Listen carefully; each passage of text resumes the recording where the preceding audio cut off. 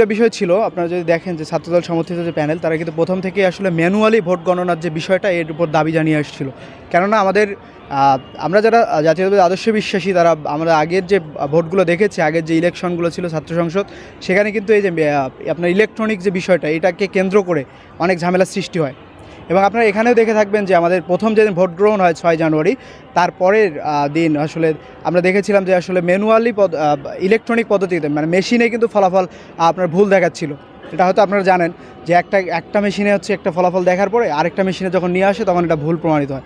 মানে দেখা যাচ্ছে একটাতে ফলাফল একটা আসছে, আরেকটাতে আরেকটা আসতেছে, এবং এর জন্য আসলে মূলত ভোট গণনা বিলম্ব হয়েছিল একটু। যাই হোক, এটা একটু সমস্যা ছিল। এবং নির্বাচন পিছানোতে সবথেকে বেশি যে ক্ষতি হয়েছে সেটা হচ্ছে ছাত্রদল সমর্থিত ঐক্যবদ্ধ নির্ভীক অভিযান প্যানেলের।